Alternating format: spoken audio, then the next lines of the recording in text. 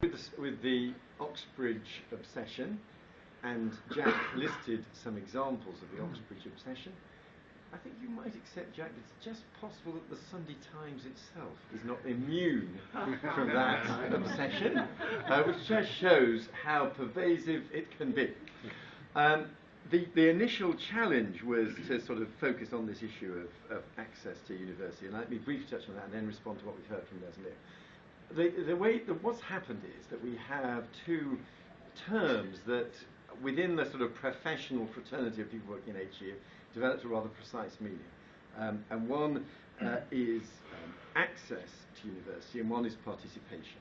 And the analysis that was done in the final days of the Labour government by Martin Harris and others suggested that participation had gone relatively well. Participation just being the total number of people going to university, including people going from low-income backgrounds going to university. And although progress had been made on participation, the evidence was that less good progress had been made on access, which was used in a rather more precise, narrow sense of going to those research-intensive universities which tend to be the universities that staff the leading professions. And this argument tied in with some fascinating work that was done by the Cabinet Office and picked up by Milburn, showing that access to the professions was an area where, if anything, British society was going backwards. Now, we may applaud it or condemn it. It may be a frustration. It does look as if we've got about 20 universities that are a kind of narrow bottleneck into a series of leading posts, be it in the law or in medicine, or dare one say it, increasingly even in journalism. And so that's what led to the debate focusing on access to that particular subset of universities. That's where we've got to, and I have to say, the evidence is that we did indeed, in the dying days of the last government, although they were making progress on participation, if anything, they were going back on access. That's why there was a specific debate on access to those universities linking to access to the professions. And so we do think there is a particular challenge for those universities to ensure that they make more progress in broadening access, whilst not sacrificing standards or meritocracy, which are absolutely fundamental, and that's one of the things that the access agreements that they're being asked to sign is all about. So that's the kind of background. But I agree with the point that is made very eloquently in Les's short pamphlet for this debate. I agree that the fundamental truth is that going to university is the biggest single step you can take in transforming people's life chances. And I completely endorse the following statement: the achievement of a first degree is the most significant factor in terms of impact upon lifetime's earnings. And it's one of the great things about universities, that they have this crucial transformation, not just in people's life chances, but in their wider values, and I salute it, and it's why getting to university as a whole is an important experience. Now, the specific challenges on the white paper. We are trying to bring rather more competition and choice into the system, but we're doing it in a system where we have got a constraint on numbers. A constraint on numbers partly driven by public expenditure constraints, also by some rather crucial changes in the demographic pattern, with after the peak in the birth rate in 1990-91, leading to a peak in the number of 18-year-olds last year, we've now got rather a dramatic decline in the number of 18-year-olds. So even if we weren't facing the fiscal constraints that are obvious all around us, there'd still be, I think, a debate going on about whether the increase in university numbers should carry on, given that the key demographic, not the only demographic, but the key demographic was now shrinking.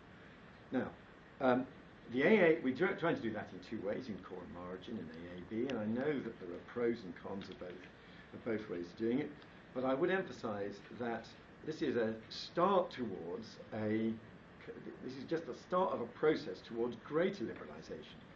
And I do get, if I have to say, slightly conflicting messages from the world of universities. Some people who say, don't do anything, leave the old quota system as it was, and they seem to get uncomfortably close to that.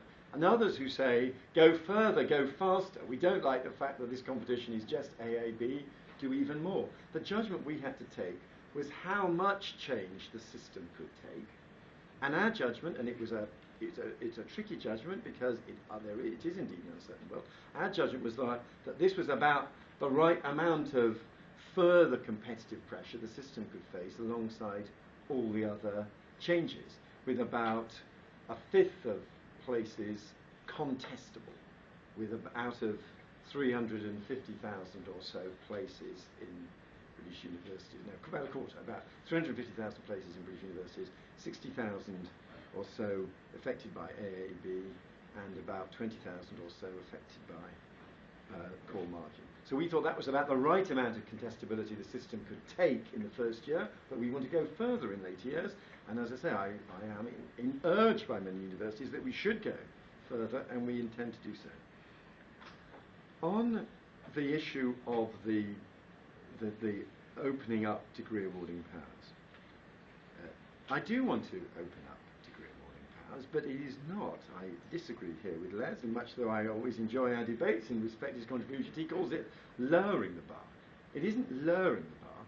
What it is removing, I think, a completely incorrect assumption that has, I think, without serious reflection, been embodied in our regulatory regime, that somehow teaching and degree awarding powers have to go together. That doesn't seem to me a necessary requirement for a high quality higher education. In fact, the growth of higher education in England from about 1850 to about 1950 was based on a very different model. It was based on a model where you're going to have two university groups with degree awarding powers. One was going to be the University of London, the other incidentally was going to be the Northern Universities based on the University of Manchester. They were going to do the degree awarding, and new institutions were going to be set up as teaching institutions that taught to the degrees of the University of London or the Northern University degrees. That was the model, and that generated an enormous expansion of higher education in England. And then gradually, in the post-war period, universities got their own degree awarding powers, and that became such a source of pride for universities that we rapidly lost sight of the previous model. My view is there's no necessity for degree awarding powers and the teaching function to go together. They don't necessarily in other countries, but of course degree awarding powers should continue to be of high status, high quality, and I would not wish to see any compromise on quality, but I do want to see a wider diversity of providers. I'd be happy to see new people coming in with degree awarding powers, but no sacrificing quality, and of course a crucial role for the QA and all that. Finally, Liam and his points on student finances. He presses, and I understand him, I fully understand the points he makes about money in the student's pocket. The only thing I would say, again, looking around, looking at the tough decisions we're having to take as the mess we've inherited from Labour, to be introducing an increase after it was frozen for several years under Labour, introducing an increase in student maintenance in 2012 in this wider fiscal context, I think is itself progress towards delivering an understandable demand that university students have reasonable funding during their term time, and the National Scholarship Programme can help with that as well. And then I was intrigued by his arguments on an ingenious line of argument about why there should be early repayment should be discouraged. But of course, the crucial presumption, the basis of his argument, were the terms on which you had a student loan were so generous, were so much better than any other commercial loan, that Liam is now up there alongside Martin Lewis, the finance expert, saying this is the last loan that you should pay off. And having the NUS alongside us, recognising the generosity of our student finance arrangements, convinces me that we've got a relationship here that we can make work. Thank you very much indeed.